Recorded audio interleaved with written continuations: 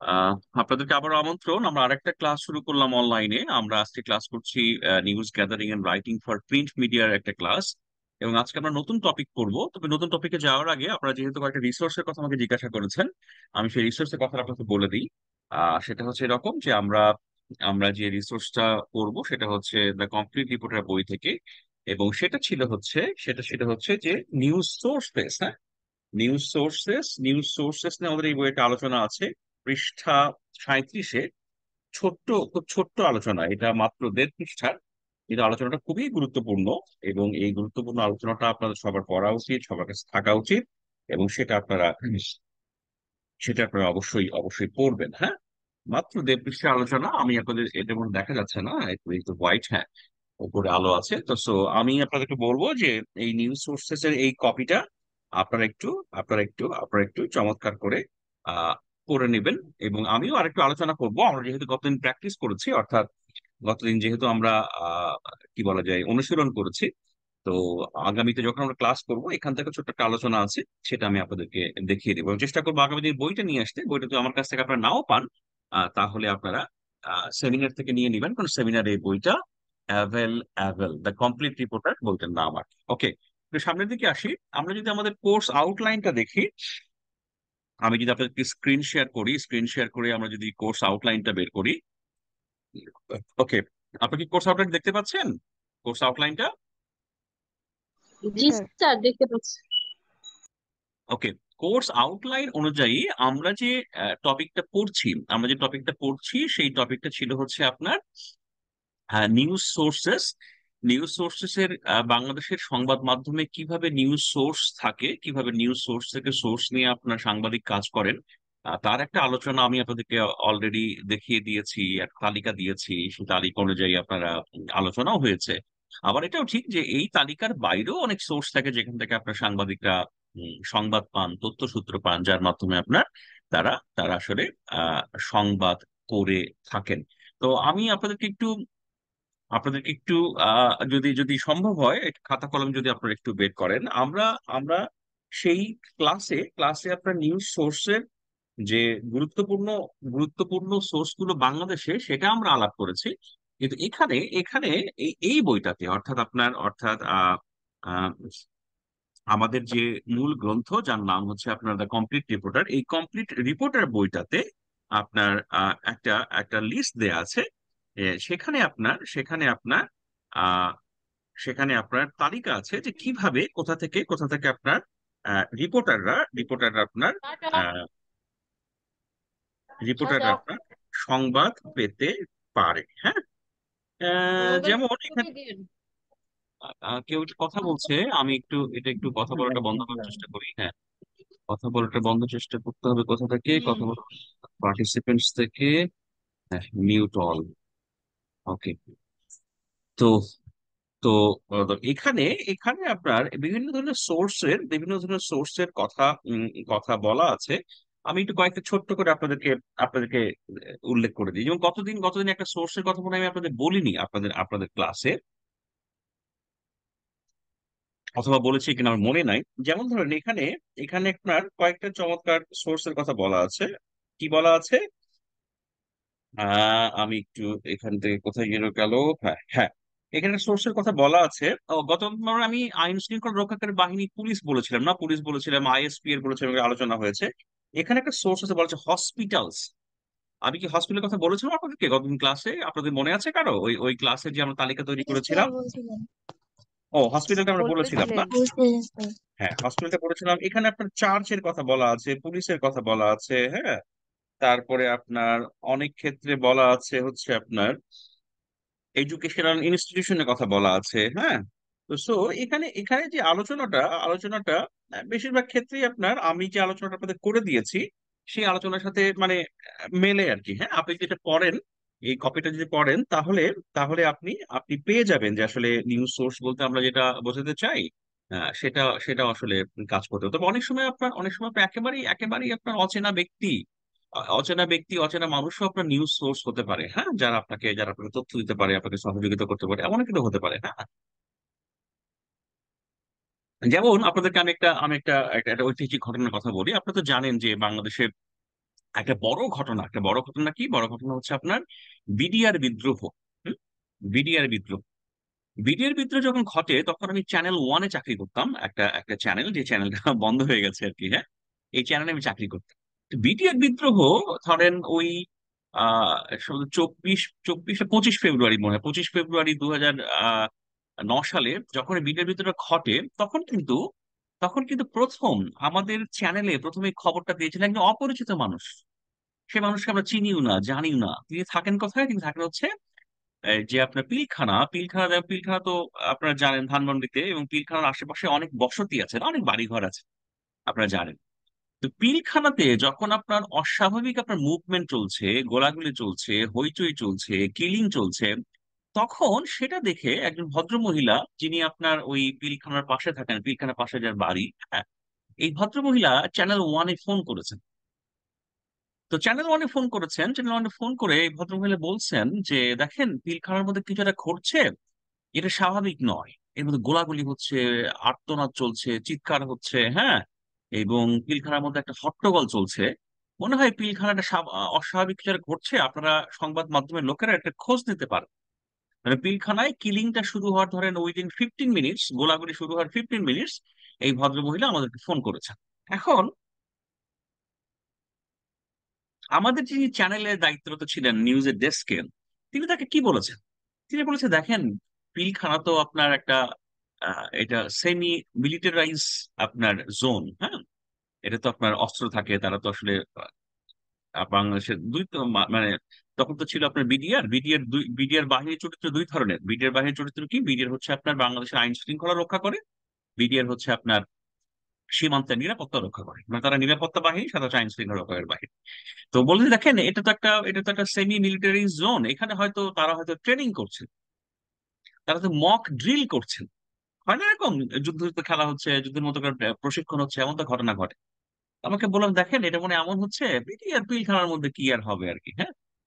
তো তারপরে ভদ্রমহিলা বলেন না, এটা অস্বাভাবিক, আমরা তো বিডিআর এর মধ্যে তো আমরা এরকম ড্রিল তো প্রচুর দেখেছি, কিন্তু এই ড্রিলটা আমার কাছে অস্বাভাবিক মনে হচ্ছে, আপনারা এটা খোঁজ নিতে পারেন। তো আমরা তাকে বলছি যে ঠিক আছে, আপনি আপনি আপনার ফোন নাম্বারটা একটু বলেন। তখন ফোন নাম্বারটা আমার অফিস থেকে টুকে রাখা হয়েছে।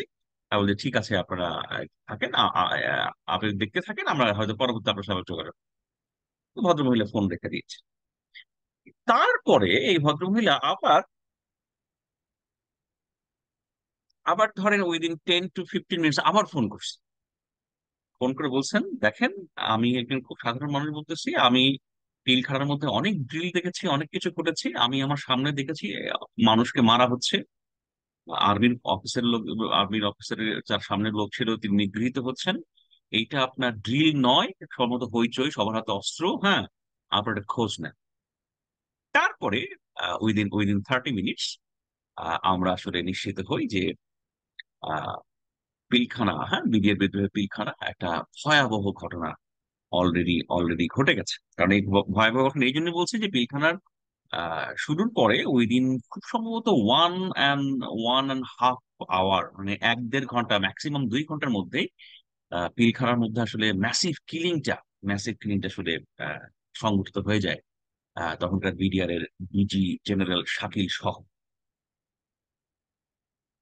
তো দেখেন, আমরা আমরা নিউজ সোর্সের জন্য আমাদের এ সোর্স দেয়, পুলিশ দেয়, এ দেয়, সে দেয়, নানা ধরনের তথ্য আমরা পাই, কিন্তু মাঝে মাঝে আমরা সাংবাদিকরা এমন এমন তথ্য পাই যেটা আমরা আসলে কল্পনাও করি না, কিন্তু আমরা আমরা গুরুত্বপূর্ণ তথ্য পেয়ে যাই। সেই জন্যই দেখবেন যে সাংবাদিকের পকেটে সবসময় একটা ভিজিটিং কার্ড থাকে। হুম। আমার আমার আমার আমি যে, আপনারা জানেন আমি চ্যানেল 24 খুব সামান্য একটা পার্ট টাইম কাজ করি, চ্যানেল 24 কার্ডও আমার মানি ব্যাগে থাকে, অন্য একটা শিক্ষকতা কার্ড তো থাকেই। তো যখন আমি রিপোর্টার ছিলাম তখন কিন্তু আমার ব্যাগে, আমার পকেটে সবসময় সবের ভিজিটিং কার্ড থাকতো, কারণ যখন আমি যেখানে যেতাম এবং সেখান থেকে যদি কারো কাছ থেকে তথ্য প্রাপ্তির কোনো সুযোগ আমার কাছে থাকতো, সেখানে আমি কিন্তু কার্ডটা দিয়ে আসতাম। ঠিক আছে, ধরেন আমরা রিপোর্টিং করতে ঢাকার বাইরে যেতাম, সিলেট যেতাম, রাজশাহী যেতাম, চিটাগং যেতাম, বিভিন্ন জায়গায় কাজ করতাম, ইভেন যখন দুর্যোগ হয় সেই প্রত্যন্ত এলাকায় যেতাম, হ্যাঁ।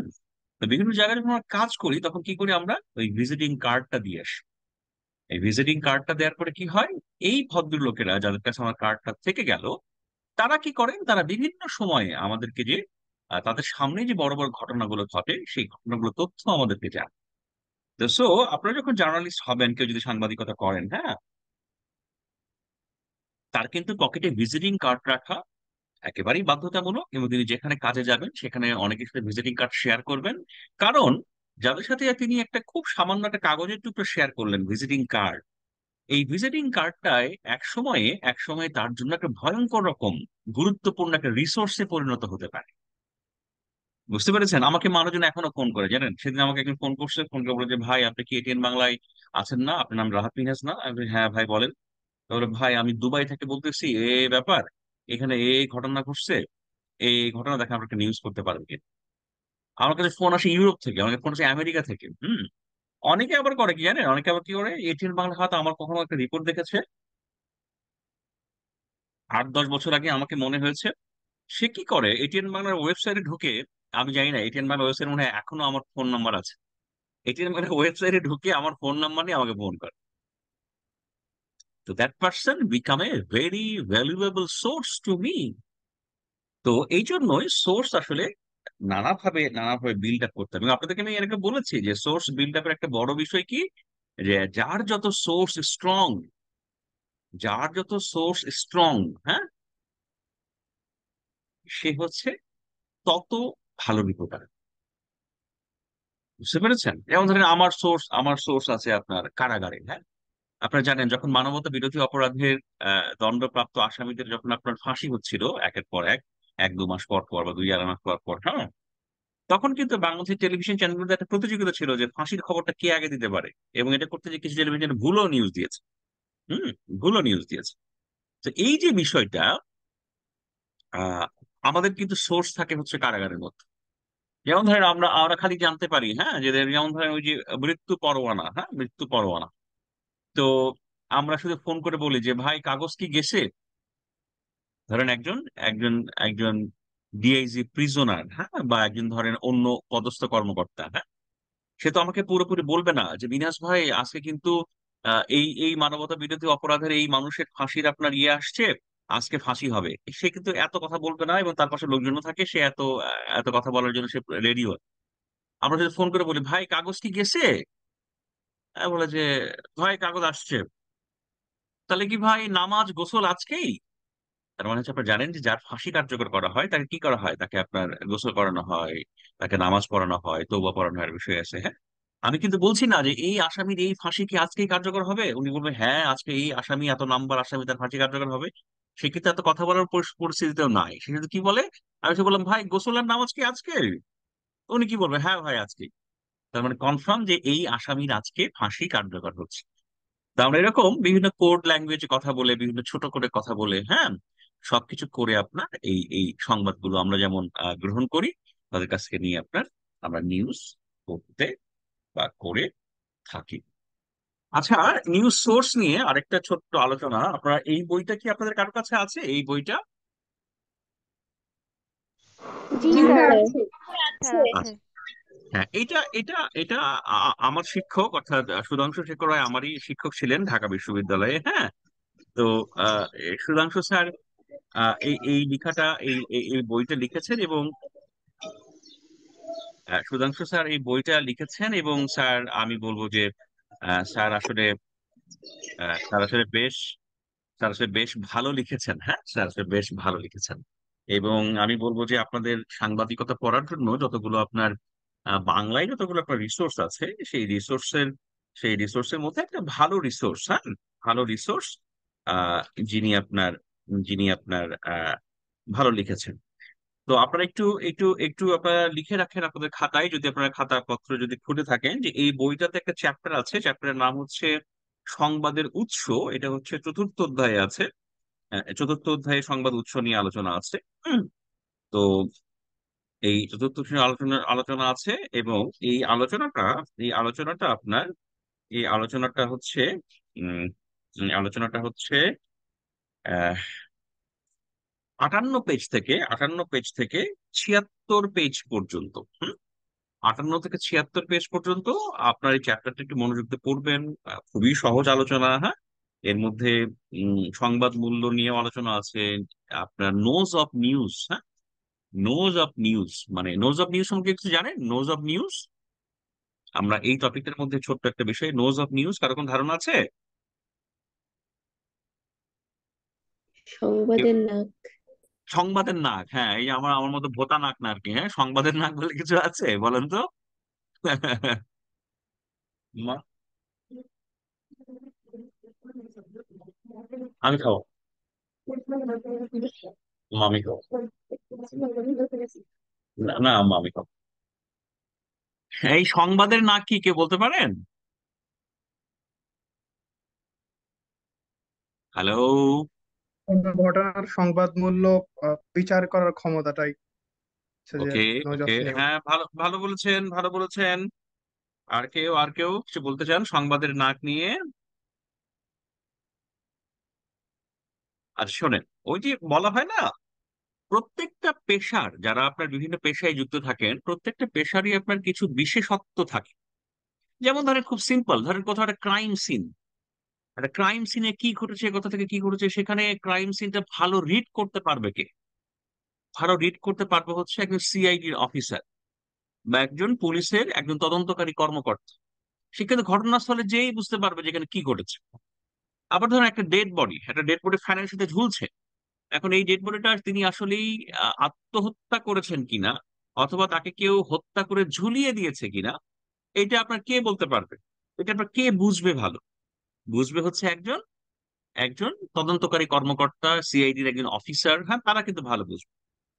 তেমনি ভাবে যে কোনো একটা জায়গায় আপনি গিয়েছেন, কোনো একটা ইভেন্টে আপনি গিয়েছেন, সেখানে সংবাদ কোনটা, সেখানে গুরুত্বপূর্ণ বিষয় কোনটা, সেখানে আদৌ সংবাদ আছে কিনা, সেখানে সংবাদটা কি, এইটা আপনার একজন প্রতিবেদককে সেন্স করতে হয়, গন্ধ নিতে হয়, বুঝতে হয়। এই যে সংবাদকে সেন্স করা, সংবাদের গন্ধ যে শোকা, এটা আপনার সাংবাদিকের হচ্ছে একটা কোয়ালিটি, যে কোয়ালিটিকে বলা হচ্ছে সংবাদের নাক। বুঝতে পেরেছেন? এই আমার মতো ভোটা নাক না, হ্যাঁ, সংবাদের শার্প নাক। হ্যাঁ, তো সংবাদের নাকের এখানে কি বলা হচ্ছে, খুব মস্ত করে স্পষ্ট করে বলা আছে যে রিপোর্টারের প্রধান অন্যতম মৌলিক গুণ হচ্ছে সংবাদের গন্ধ শোকার মতো একটু নাক থাকা। এটা হচ্ছে তার জন্য একটি বিশেষ গুণ। সংবাদের গন্ধ শোকার নাক এর অর্থ হচ্ছে যে তিনি সংবাদ হবার মতো সম্ভাবনাপূর্ণ কোনো বিষয়, ঘটনা বা পরিস্থিতিকে চিহ্নিত করতে সমর্থ হবেন। সময় উপযোগী ঘটনা বা বিষয়কে চিহ্নিত করার সামর্থ্যকে কয়েকটি ভাগে ভাগ করা যায়, এটা অন্য বিষয়। তার মানে হচ্ছে আপনি আপনি সেন্স করতে পারবেন। সংবাদের নাক বলা হচ্ছে। আবার কি হয় জানেন, আবার সাংবাদিকরা অনেক কিছু আপনার বুঝতে পারে যে এরপরে এইটা ঘটবে। বুঝতে পেরেছেন? এই যে ধরেন, সাংবাদিক কমিউনিটি বা সাংবাদিককে কিন্তু বাংলাদেশের সমাজে অনেকে খুব পছন্দ করে না। সাংবাদিকদেরকে তারা অনৈতিক মনে করে, সাংবাদিকদের মনে করে তারা হয়তো নীতি নীতি বিবর্জিত মানুষ। হ্যাঁ, সাংবাদিক সম্পর্কে নানা ধরনের নেতিবাচক বিষয় আছে। কিন্তু যখন কোনো ক্রাইসিস মোমেন্ট, কিন্তু যখন কোনো উত্তেজনাপূর্ণ ঘটনা, কিন্তু যখন মানুষের তথ্য দরকার, তখন একজন মানুষ যাকে ফোন করে তিনি হচ্ছেন একজন সাংবাদিক। আপনি তো সাংবাদিককে পছন্দ করেন না, সাংবাদিককে নানা ধরনের অনৈতিক মানুষ মনে করেন, অনেক কিছু। কিন্তু আগামীতে দেশে কি ঘটতে যাচ্ছে, এই যে টানা ধরেন আমি একটা কাল্পনিক সিচুয়েশনের কথা বলছি, টানা অবরোধ চলছে, আমেরিকা স্যাংশন দিচ্ছে, নানা ধরনের যে ঘটনা ঘটছে, যে এর মধ্যে আসলে দেশে কি ঘটতে যাচ্ছে, এই ঘটনা সম্পর্কে জানার জন্য একজন মানুষ যাকে ফোন করেন তিনি একজন জার্নালিস্ট। কারণ জার্নালিস্ট সামনের ঘটনাগুলো দেখতে পারেন। বুঝতে পেরেছেন? সামনের ঘটনাগুলো দেখতে পারেন, সেন্স করতে পারেন। তার কাছে তথ্য বেশি থাকে, তার থেকে কনসিকুয়েন্স গুলোর অ্যানালাইসিস করার ক্ষমতা বেশি থাকে। সেজন্য তিনি বলতে পারেন যে সামনে আসলে কি ঘটতে যাচ্ছে। সাংবাদিকের ওই সেন্সটা ভেতরে ভেতরে থাকে। সাংবাদিক কোনো একটা জায়গায় গিয়ে যেমন সংবাদকে সেন্স করতে পারেন, সাংবাদিক ভবিষ্যৎকেও সেন্স করতে পারে তার এই গন্ধ সকার নাক দিয়ে। তো তারপরে কি হয়, সবাই কিন্তু আসলে সাংবাদিককেই ফোন করে। বুঝতে পেরেছেন? এটা এটা সাংবাদিকতার একটা বড় আইরনি আর কি। হ্যাঁ, হয়তো ব্যক্তিগতভাবে সাংবাদিককে কেউ পছন্দ করে না, বাট বাট সাংবাদিককে মানুষের দরকার। কারণ সাংবাদিক কাছে তথ্য থাকে এবং সাংবাদিক অনেক ক্ষেত্রে জানেন আগামীতে আসলে কি ঘটতে যাচ্ছে। ঠিক আছে, ওকে।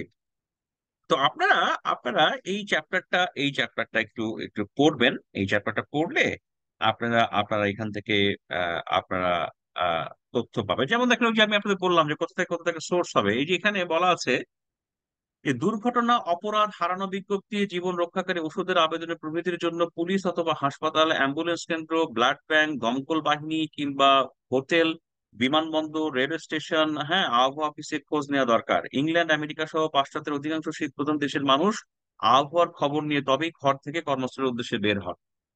মানে এটা একটু আগের কথা বলা হচ্ছে, আপনার খুব ইন্টারেস্টিং। সেটা হচ্ছে আপনার ইউরোপ, আমেরিকা এবং ফার্স্ট ওয়ার্ল্ড কান্ট্রিতে আবহাওয়াটা খুব গুরুত্বপূর্ণ। বাইরে বৃষ্টি হবে কিনা, আজকে আপনার লাইটনিং হবে কিনা, বজ্রপাত পড়বে কিনা, এগুলো কিন্তু আসলে এখন সেন্স করা যায় এবং সফটওয়্যারের মাধ্যমে জানা যায় কখন কি হবে। এই যে আপনি, খুব ইন্টারেস্টিং। আমি কিছুদিন অস্ট্রেলিয়াতে থাকার সুযোগ হয়েছিল আমার, হ্যাঁ।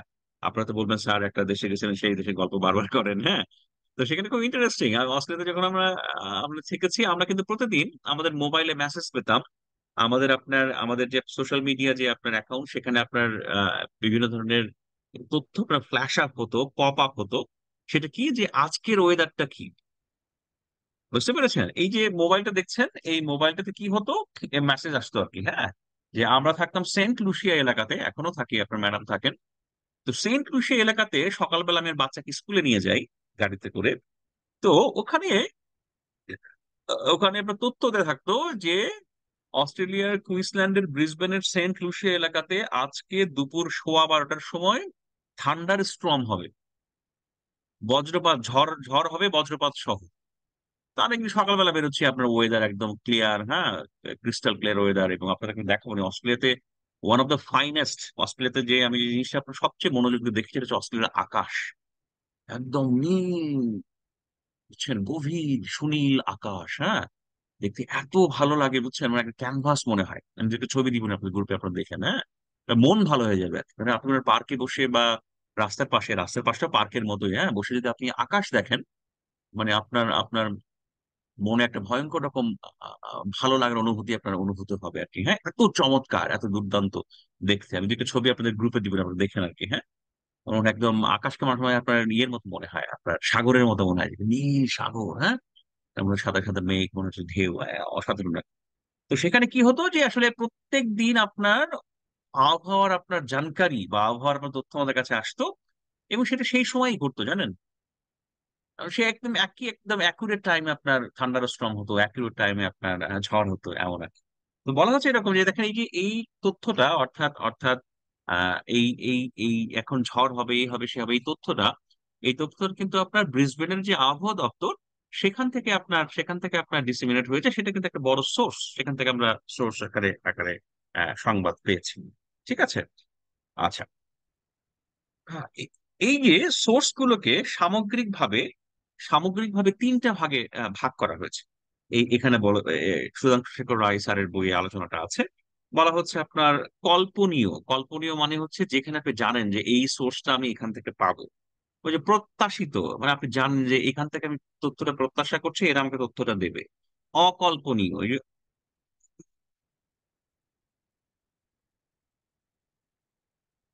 ভাইয়া,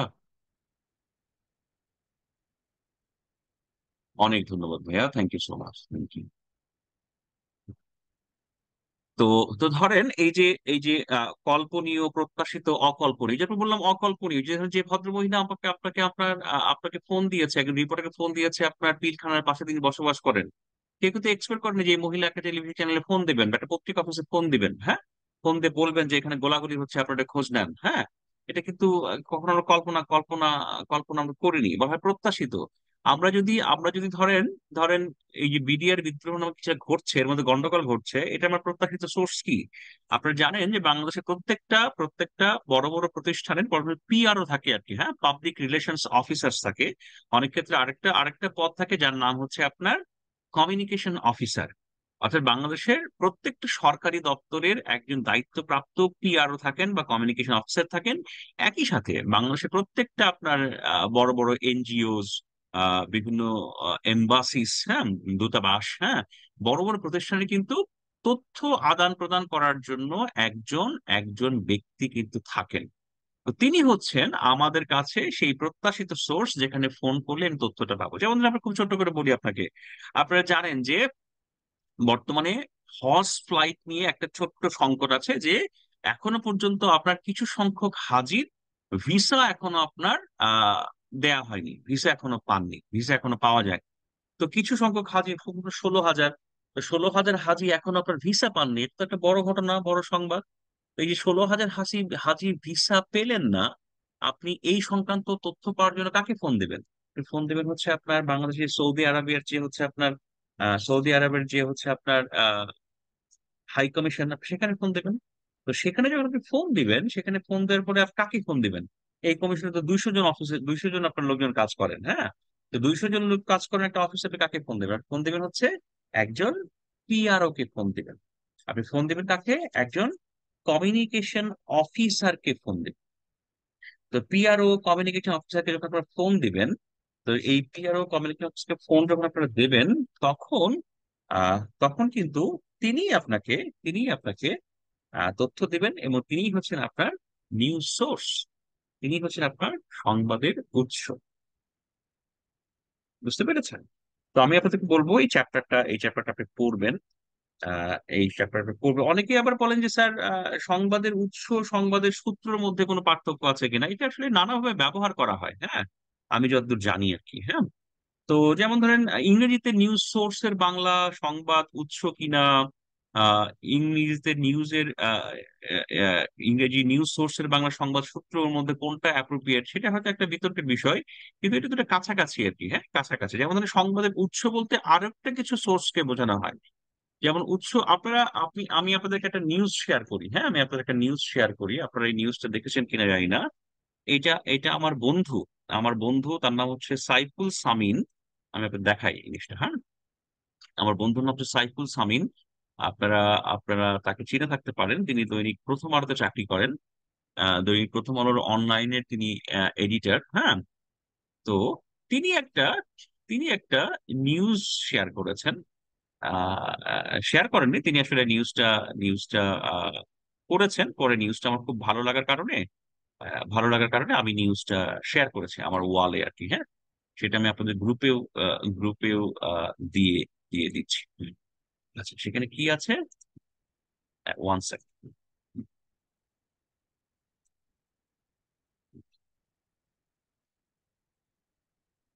আপনাকে দেখতে পাচ্ছেন? একটা নিউজ দেখতে পাচ্ছেন প্রথম আলোর? একটু কেউ একটু জি রেসপন্স স্যার করেন। দেখতে আচ্ছা, দেখেন এখানে কি বলছে, ফিরে দেখা। আপনারা জানেন যে সংবাদের মধ্যে সবসময় তাজা সংবাদই থাকে না, অনেক সময় সংবাদের মধ্যে স্ট্যান্ডিং ম্যাটার থাকে। স্ট্যান্ডিং ম্যাটার বলতে হচ্ছে যে যে সংবাদ যখন তখন দেয়া যায়, এটা ফিচারিস্টিক একটা চরিত্র আর কি, হ্যাঁ। যে ফিচারিস্টিক চরিত্রটা কি, সেটা হচ্ছে যে যে সংবাদগুলো আসলে টাইমলিনেস থাকে না, কিন্তু সংবাদ মানুষ পড়ে, আনন্দ পায়, তথ্য সমৃদ্ধ হয়, সে ধরনের নিউজগুলোকে বলা হয় ফিচার। এইটার চরিত্র হচ্ছে আপনার মূলত, যেটা হচ্ছে আপনার হিস্ট্রি বেসড ফিচার নিউজ, হ্যাঁ। তো হিস্ট্রি বেসড ফিচার নিউজটা কি, এখানে বলা হচ্ছে জাপানের প্রধানমন্ত্রীর সঙ্গে চার্লি চ্যাপলিনকেও হত্যা করতে চেয়েছিলেন খুনিরা। এটা 1930s এর একটা ঘটনা, 1930-এর দশকের একটা ঘটনা। সেখানে তখনকার একটা জাপানের একজন প্রধানমন্ত্রী, এই যে আপনার ছবি দেখতে পাচ্ছেন, সেই প্রধানমন্ত্রীর নাম হচ্ছে ইনুকাই সুইয়োশি। তো ইনুকাই সুইয়োশিকে আসলে হত্যা করা হয়েছিল, হ্যাঁ। ইনুকাই সুইয়োশি হত্যা করা হয়েছিল জাপানে। আপনারা জানেন, জাপান হয়তো এখন খুব খুব শান্তিপ্রিয়, খুব শান্ত একটা দেশ, কিন্তু জাপান কিন্তু একসময় খুবই সাম্রাজ্যবাদী একটা রাষ্ট্র ছিল, হ্যাঁ। সাম্রাজ্যবাদী বলতে যারা আসলে বিভিন্ন দেশকে দখল করে নেয়, বিভিন্ন দেশে আপনার দখল করে নিয়ে সেখানে তাদের আপনার রাজত্ব কায়েম করে, এমন একটা দেশ ছিল জাপান, যেটা আসলে গত শতাব্দীর থার্টিজে, টোয়েন্টিজ, থার্টিজ, ফর্টিজ তো বটেই, কারণ জাপান তো জানেন আপনার, হিরোশিমা নাগাসাকিতে বোমা ফেলার পরে আপনার জাপান আত্মসমর্পণ করলো, সেটা তো আপনারা জানেন। তো এই যে হিরোশিমা নাগাসাকিতে বোমা ফেলার পরে আত্মসমর্পণ করে, তার একটা গল্প আপনার সিনেমাটা দেখেছেন কি জানি না। আপনার কেউ ওপেন হাইমার দেখেছেন? ওপেন হাইমার কেউ দেখেছেন? Yes, sir. জি স্যার ওপেন ওপেন হাইমার সিনেমা কয়জন দেখেছেন? আচ্ছা, হয়তো অনেকেই দেখেননি, কিন্তু আমি আপনাদেরকে বলবো, আমি এর আগেও বলেছি আপনাদেরকে, দেখেন যে আপনাদের পুরো পড়াশোনার প্রক্রিয়াটা হচ্ছে আহ এমন একটা প্রক্রিয়া যে প্রক্রিয়ার মধ্যে আপনি শুধু আসলে আপনার ক্লাসের বই পড়বেন না, নম্বরের জন্য বই পড়বেন না, আপনাকে আলাদা বই পড়তে হবে, যেটা ক্রাউড বই বলেন, আপনাদের সিনেমা দেখতে হবে, গান শুনতে হবে, হ্যাঁ, পারলে মঞ্চনাটক দেখতে হবে। মানে সার্বিকভাবে নিজেকে সমৃদ্ধ করার যে প্রক্রিয়া, সেগুলোর কিন্তু একটা বড় অংশ হচ্ছে কিন্তু এই এই সিনেমা সিনেমা দেখা, হ্যাঁ। তো ওপেনহাইমার সিনেমাতে আপনার আসলে পারমাণবিক বোমা আসলে কিভাবে তৈরি হলো, পারমাণবিক বোমা কিভাবে আসলো, এবং জাপানে যে প্রয়োগ করা হলো তার একটা ঘটনা প্রবাহ আছে আর কি, হ্যাঁ। তো সেই জন্য বললাম আর কি। তো আপনার পালাসিনট দেখেন, তো এই দেখেন এই নিউজটা এখানে করা হয়েছে, আমার বন্ধু করেছেন। তো এটা একটা ঐতিহাসিক ফিচারিস্টিক স্টোরি। তো এই যে ফিচারিস্টিক স্টোরি, এই ফিচারের সোর্স কি? এই স্টোরি করার জন্য আমার বন্ধু কিন্তু জাপানের কোনো বিশেষজ্ঞের সাথে কথা বলেনি। এই স্টোরি করার জন্য জাপানের কোনো হিস্টোরিয়ানের সাথে কথা বলেনি, হ্যাঁ।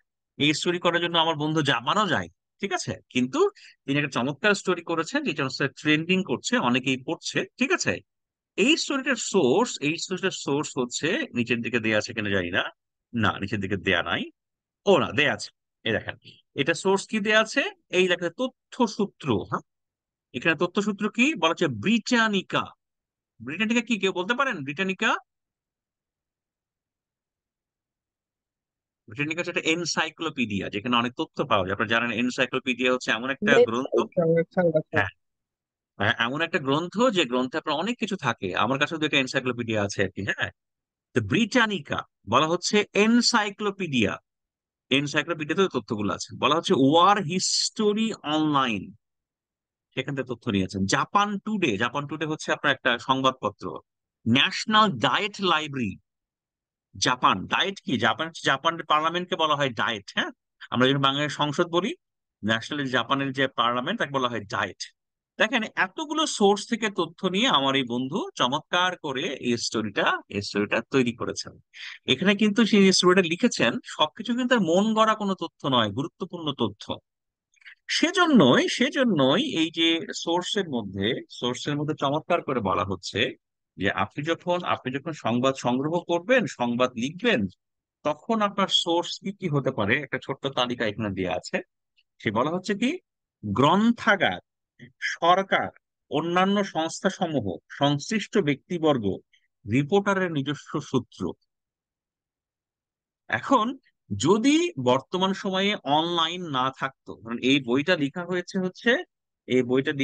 যেখানে তারিখ দেয়া আছে, এই বইটা লেখা আছে হচ্ছে সবশেষ যে মুদ্রণ, সবশেষ মুদ্রণ হচ্ছে 2015 সালে। এখন দেখেন 10 বছর আগে, এই 10 বছরের মধ্যে কি হয়েছে, 10 বছর যেটা ঘটেছে সেটা হচ্ছে বাংলাদেশের সোসাইটির একটা ভয়ঙ্কর রকমের প্যারাডাইম শিফট ঘটেছে, যে আমরা আসলে একটা অনলাইন যুগের মধ্যে প্রবেশ করেছি। Okay, we are everybody connected in online. আমাদের তথ্য প্রাপ্তি, আমাদের নানা ধরনের তথ্য আমাদের সামনে আসা, সবকিছুর জন্য আমাদের সোর্স হচ্ছে অনলাইন, তাই না? তো স্যার যদি এই বইটা এখন লিখতেন, তাহলে এই যে এখানে লিখেছেন গ্রন্থাগার, এর পাশে তিনি লিখে দিতেন ইন্টারনেট পরিসর। ইন্টারনেটের যে যুগ, ইন্টারনেট যে আমাদের সামনে আছে, সেখান থেকেও কিন্তু তথ্য নিয়ে এখানে কিন্তু রিপোর্ট কিন্তু করা যায়। তো আপনারা কনফিউজ হয়েন না, আমরা যে তালিকা দিয়েছি সেই তালিকাটাও হচ্ছে আপনার সংবাদ সূত্র বা সংবাদ পাওয়ার একটা জায়গা। আর কিছু জায়গা হচ্ছে আমাদের ম্যাটেরিয়ালিস্টিক জায়গা, যেখান থেকে আমরা আমাদের সংবাদ তৈরি করার জন্য আমরা বিভিন্ন সোর্স পেতে পারি। তার জন্য অন্যতম সোর্স হচ্ছে লাইব্রেরি। বুঝতে পেরেছেন? কে কে জীবনে সফল হতে চান একটু হাত তোলেন তো। এখানে হাত তোলা যাবে? ওই যে চার করে, হ্যাঁ। স্যার আমি জীবনে সফল হতে তোলা চাই, যাবে। হ্যাঁ। হ্যাঁ, আপনার জীবনে সফল হতে চাই, ভালো চাকরি করতে চাই, হ্যাঁ। ছেলেরা বলতে পারেন স্যার একসময় কি বলা যায়, অত্যন্ত সুন্দরী কাউকে বিয়ে করতে চাই, হ্যাঁ। মেয়েরাও বলতে পারেন আমি ভালো চাকরি করতে চাই, সবকিছু করতে চান, হ্যাঁ। আমাদের সবারই তো লক্ষ্য আছে জীবনটাকে আলোকিত করা, জীবনটাকে সুন্দর করা, হ্যাঁ। যদি ছেলেদের কথা বলি, নারী বাড়ি গাড়ি, হ্যাঁ, সবকিছু অর্জন করতে চাই, হ্যাঁ।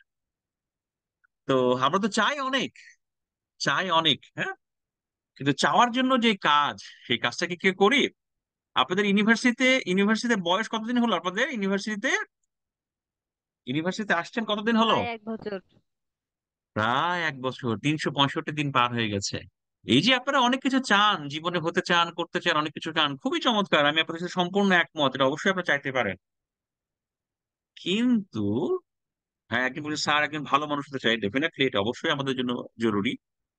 Being a good human is the first priority, you are absolutely right. হ্যাঁ, আমাকে বলেন তো, এক বছর যে পার হয়ে গেল, এই 365 দিনের মধ্যে আপনার জগন্নাথ ইউনিভার্সিটি একটা লাইব্রেরি আছে, একটা গ্রন্থাগার আছে। এই গ্রন্থাগারে কে কতদিন গেছেন, কত ঘন্টা সময় কাটিয়েছেন, একটু কি বলতে পারেন আমাকে? যে স্যার, লাইব্রেরি কার্ড হয়েছে কিন্তু যাওয়া হয় নাই। এটাই তো বলতেছি যে স্যার, এটা হচ্ছে আমার লাইব্রেরি, এটা হচ্ছে ইউনিভার্সিটি জীবনের সবচেয়ে গুরুত্বপূর্ণ একটা জায়গা। আমি এখানে সপ্তাহে 2 দিন যাই, এত ঘন্টা করে পড়াশোনা করি। আমি এই সপ্তাহে 2 দিন গিয়েছি, প্রত্যেক সপ্তাহে 2 দিন করে যাই, মাসে আমি এতদিন লাইব্রেরিতে গিয়েছি, এই পড়াশোনা করেছি। এটা কে বলতে পারেন আমাকে, বলেন তো?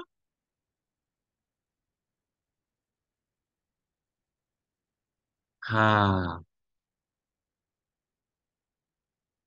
শোনেন, আমরা জীবনে অনেক কিছু চাই, কিন্তু মনে রাখবেন একটা জিনিস, যে জীবনটা বাংলা সিনেমা নয়।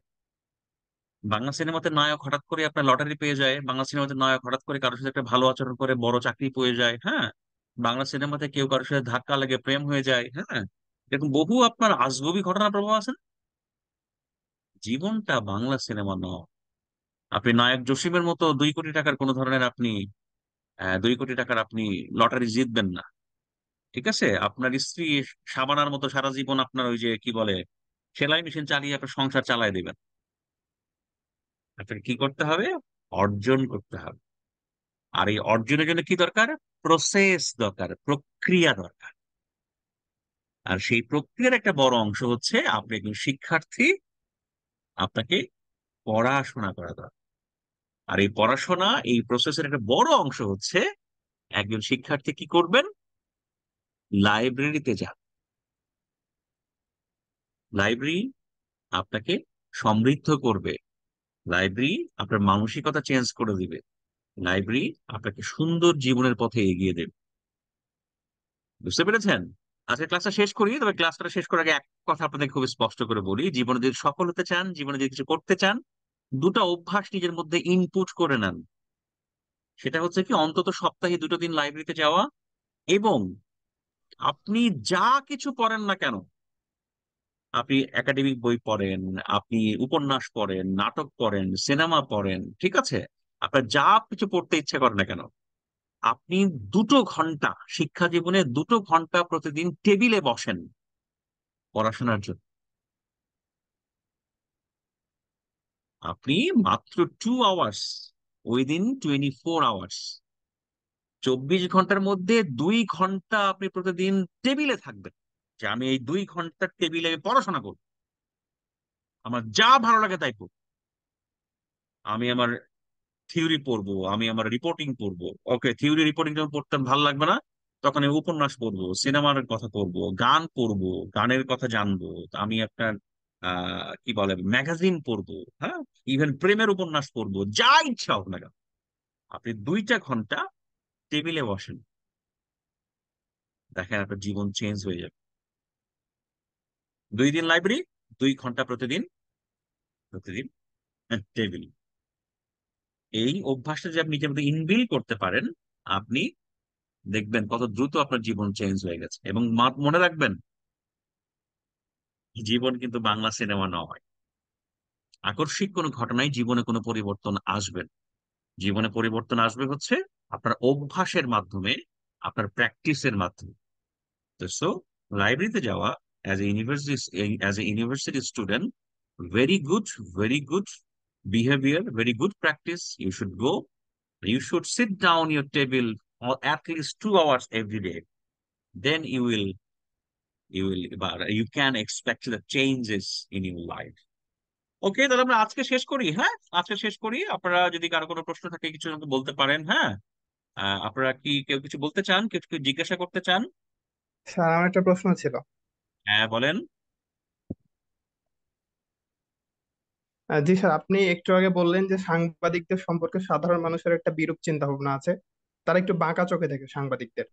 হ্যাঁ, এর পেছনে স্যার মূলত তাই মনে করা যায় যে যারা ভুয়া সাংবাদিক আছে তাদের দৌরাত্ম্য, আর ভুইফল পত্রিকাগুলো আছে, অনিবন্ধিত পোর্টাল আছে, তারা অনেক অনৈতিক কাজের সাথে জড়িত। এটা আমরা জানি। এর কিছুটা দায় হয়তো মূলধারার গণমাধ্যম কর্মীদেরও দেওয়া নিতে হবে আর কি। তো স্যার, সাংবাদিকতা পেশাটা এত সহজ হয়ে গেছে কেন? যে যে চায় যখন চায় সাংবাদিকতা করতে পারে। চাইলে তো যে কেউ আইনজীবী হতে পারে না, কিন্তু চাইলে সাংবাদিক কেন সবাই হতে পারে স্যার? আচ্ছা, এটা কি একটা বাংলা প্রসেসের মধ্যে নিয়ে যাওয়া আসলে সম্ভব না, যে চাইলে যে কেউ সাংবাদিক হতে পারবে না? শোনেন, বাংলাদেশের সাংবাদিকতা যে প্রফেশনটা বা সাংবাদিকতার যে আপনার ক্ষেত্রটা, এটা একটা এটা একটা আপনার কিছু কিছু ক্ষেত্রে এটা একটা আপনার কি বলবো আনপ্ল্যান্ড, এবং কিছু কিছু ক্ষেত্রে এটা অনৈতিক প্রেক্ষাপটে আপনার বিকশিত হয়েছে। বুঝতে পেরেছেন? যেমন আনপ্ল্যান্ড, অনৈতিকভাবে বিকশিত কিভাবে বলা যায়? যেমন ধরেন, বাংলাদেশের সংবাদ মাধ্যমের আপনার মালিক কারা, আপনি প্রথমে এটা যদি দেখেন, বাংলা সংবাদ মাধ্যমের বেশিরভাগ মালিকই হচ্ছে বাংলাদেশের আইন ব্যবস্থায় যারা দুর্বৃত্ত, তারা খুবই ক্ষমতাশালী, অনেক কালো টাকার মালিক, অনেক অর্থ সম্পদ মালিক, ঋণ খেলাপি। তারা দেখা যায় যে তারা হচ্ছে আপনার বেশিরভাগ গণমাধ্যমের মালিক। Number one. নাম্বার টু হচ্ছে যারা বাংলাদেশের গণমাধ্যমকে পরিচালনা করে, যারা বাংলাদেশের গণমাধ্যমকে পরিচালনা করে, তাদের একটা লক্ষ্য থাকে হচ্ছে এই গণমাধ্যমকে তাদের শক্তিমত্তা, তাদের প্রভাব প্রকাশের মাধ্যম হিসেবে ব্যবহার করতে। বুঝতে পেরেছেন? তো জি স্যার। গণমাধ্যম একটা দায়িত্বশীল পেশা। গণমাধ্যমের কর্মীরা জনগণের মুখপত্র। গণমাধ্যমের কর্মীরা জনগণের জন্য কথা বলেন, পিপলের ভয়েস হন। হ্যাঁ, এই যে এই যে এই যে আপনার মেজর মেজর রিয়াল কনসেপ্ট, এই কনসেপ্টটা বাংলাদেশে আপনার পরিপূর্ণভাবে অ্যাপ্লিকেবল না। আবার বিপরীত চিত্র আছে, ধরেন বাংলাদেশের গণমাধ্যমে যেগুলো আপনার প্রতিষ্ঠিত ভালো গণমাধ্যম, যেমন ধরেন ডেইলি স্টার, প্রথম আলো, সমকাল, হ্যাঁ, যুগান্তর, তাদেরও জি অনেক সমস্যা আছে, কিন্তু তারপরেও এই গণমাধ্যমগুলো বাংলাদেশে অধিকতর ফ্রি, ফেয়ার এবং প্রফেশনাল হাউসেস, প্রফেশনাল মাধ্যম, তাদেরও কিছু সমস্যা আছে। তো এইগুলো, এই এই প্রতিষ্ঠানগুলো চেষ্টা করছেন ভালো করে কাজ করার জন্য, এমপ্লয়ীদেরকে ভালো বেতন দেওয়ার জন্য, এমপ্লয়ীদের আপনার প্রভিডেন্ট ফান্ড সহ অন্যান্য সুযোগ সুবিধা নিশ্চিত করার জন্য, এবং সর্বোপরি জার্নালিজমের যে এথিক্স, যে এথিক্সকে মেনটেন করে সাংবাদিকতার উৎকর্ষ সাধনের জন্য তারা চেষ্টা করছে। কিন্তু তারা সবসময় সফল হতে পারেন না, নানা ধরনের চাপ থাকে, নানা ধরনের সমস্যা থাকে। আর আরেকটা জিনিস হয়েছে বাংলাদেশের গণমাধ্যমের সবচেয়ে বড়, আমি যেটা সমস্যা মনে করি, সেটা হচ্ছে যে বাংলাদেশের গণমাধ্যমে আপনার গণমাধ্যমে আপনার আহ বিকাশ বা বিস্তার এটা হয়েছে খুবই অবৈজ্ঞানিক ভাবে। যেমন খুব সহজ করে বলি, বাংলাদেশের আপনার 40টা টিভি চ্যানেল দরকার ছিল না। 40টা টিভি চ্যানেল চালানোর মতো দক্ষ জনবল, দক্ষ সংবাদকর্মী, দক্ষ সম্পাদক, দক্ষ সিএনই, দক্ষ নিউজ এডিটর বাংলাদেশে নাই। কারণ 40টা চ্যানেল লাইসেন্স দিয়ে উচিত ছিল। ঢাকা শহর থেকে প্রতিদিন আপনার 150 পত্রিকা বের হয়, সম্ভবত 110টা বা 20টা আর কি। হ্যাঁ, 150 পত্রিকার মধ্যে আপনি পত্রিকার স্ট্যান্ডে বা আপনার কাছে মানসম্মত পত্রিকা কয়টা মনে হয়? হাতে গোনা 5-7টা, 10টা, জি স্যার। ম্যাক্সিমাম 20টা। তো ওই যে আপনার বাকি যে 80টা 90টা পত্রিকা থাকলো, সেই পত্রিকাগুলোর আপনার এমপ্লয়ি দরকার হয় না? সেই পত্রিকাগুলো খরচ আছে না? সেই পত্রিকাগুলোর সাংবাদিকের বেতন পান না? পান, কিন্তু তারা আসলে সেভাবে প্রফেশনাল ওয়েতে পান না। যে কারণে হয়েছে কি, বাংলাদেশের এই আহ গণমাধ্যম বা সাংবাদিকদের যে পেশাটা, যে নানাভাবে আপনার সংকুচিত, প্রশ্নবিদ্ধ এবং নানাভাবে সংকটের মধ্যে আপনার নিপতিত হয়েছে। এটা একটা বড় আলোচনা, নানা কারণ আছে। আপনারা জানেন আরো একটা বড় বিষয়, যাকে আমরা পলিটিক্যাল ইকোনমি বলি। হ্যাঁ, পলিটিক্যাল ইকোনমি, আপনারা জানেন যে নোয়াম চমস্কি নামে একজন তাত্ত্বিক আছেন, তিনি এই ম্যাস মিডিয়া পলিটিক্যাল ইকোনমি নিয়ে একটা বই লিখেছেন। ঠিক আছে? তিনি কি অত্যন্ত চমৎকার ভাবে এই বিষয়গুলো বিশ্লেষণ করেছেন, যেগুলো আমরা ক্লাসে পড়ি, আপনারা হয়তো পড়েছেন থিওরি ক্লাসে। হ্যাঁ, তো এইগুলো নানা নানা দিক আছে। হ্যাঁ, আবার কি, আপনি যদি ভালো করে পড়াশোনা করে নিজের যোগ্যতা তৈরি করে আপনি যদি যথাযথ ভালো সাংবাদিক হতে চান, সম্মানিত, মানসম্মত, প্রভাবশালী সাংবাদিক হতে চান, সেটার পথও কিন্তু আপনার কাছে আছে। যেমন আপনি হয়তো একটা অখ্যাত কুখ্যাত একটা অনলাইনের সাংবাদিক আপনি হয়তো ইজিলি হতে পারবেন, কিন্তু আপনি চেষ্টা করে দেখেন, আপনি যদি দৈনিক প্রথম আলোর, দৈনিক ডেইলি স্টার, দৈনিক বিজনেস স্ট্যান্ডার্ডের প্রতিনিধি হতে চান জগন্নাথ বিশ্ববিদ্যালয়ে, সেটা কিন্তু এত সহজ নয়।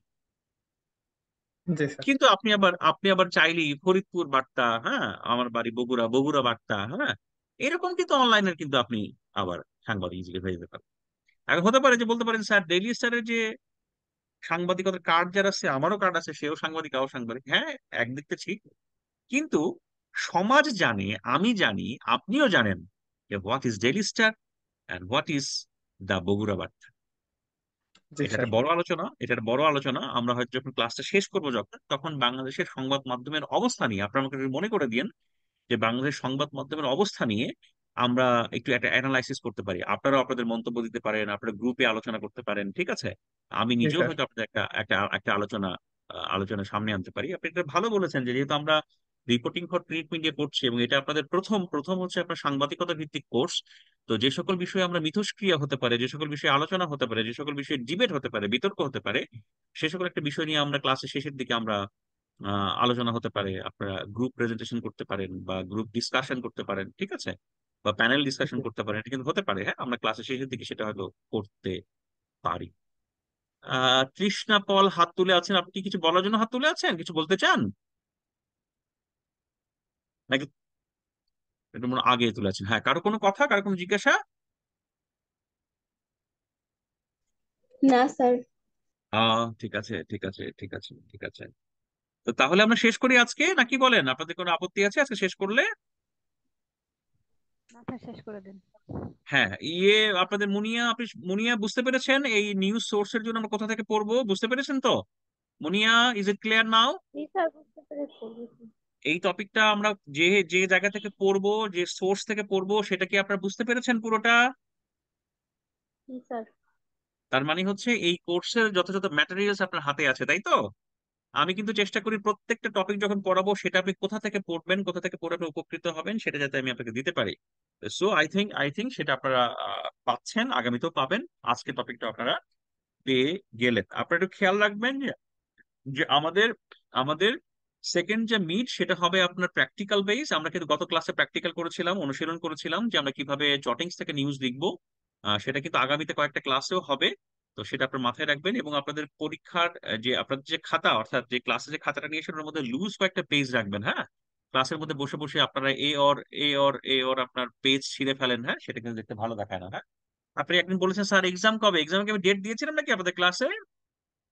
স্যার 25 বলেছিলেন থেকে 30 30 থেকে তারিখের 30 মধ্যে দিয়েছিলেন স্যার। হবে। আমি বলেছিলাম 25 থেকে 30 তারিখের মধ্যে। আজকে কয় তারিখ? 18 তারিখ স্যার।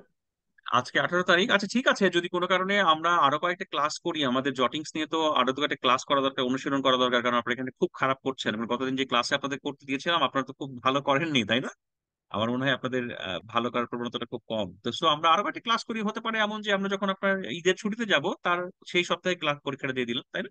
এমনও হতে পারে, মানে জি স্যার। ধরেন আমি ভালো হয়। পরীক্ষার ডেট দিয়েছি 25 থেকে 30, হতে পারে আপনার 30 থেকে 7, মানে আগামী মাসের 7 তারিখের মধ্যে আপনার পরীক্ষা চলে, তাই না? কিন্তু আমি আপনাদেরকে আবার বলি, হ্যাঁ আবার বলি, আপনারা তো আমার কোনো কথাই শোনেন না।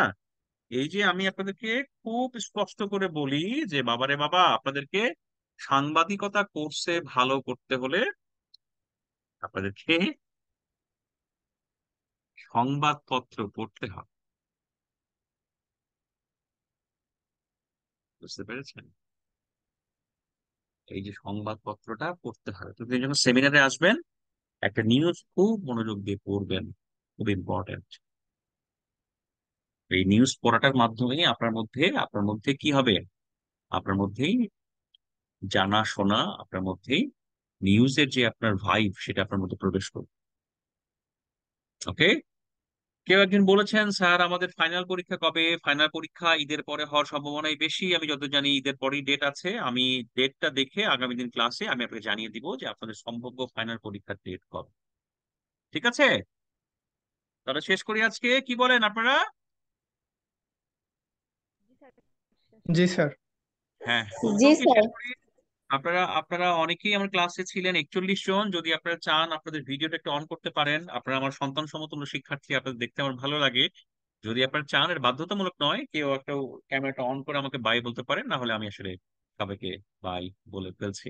ওকে, so thank you Robiul Parvez, আপনাকে দেখা যাচ্ছে, অনেক ধন্যবাদ। আপনারা আজকে ক্লাসে যুক্ত হয়েছে ছুটির দিন। আসাদুজ্জামান শুভ, শুভ আপনি ভালো আছেন? শুভ, আপনার জার্সিটা সুন্দর। এটা কোন টিমের জার্সি শুভ? এটা এস রোমার জার্সি। ও, রোমার জার্সি না? হ্যাঁ, এই জার্সিটা সুন্দর, হ্যাঁ। তো থ্যাংক ইউ, থ্যাংক ইউ। হ্যাঁ, তো আপনাদের সবাইকে সবাইকে ধন্যবাদ, কৃতজ্ঞতা। হ্যাঁ, আপনারা সবাই যুক্ত হয়েছিলেন নিশ্চয়ই। আমাদের আবার আবার অনলাইন অথবা অফলাইন ক্লাসে আমাদের দেখা হবে। সো থ্যাংক ইউ, ভালো থাকবেন। হ্যাঁ, আপনাদের দিনটা ভালো কাটুক, এ তো কথা।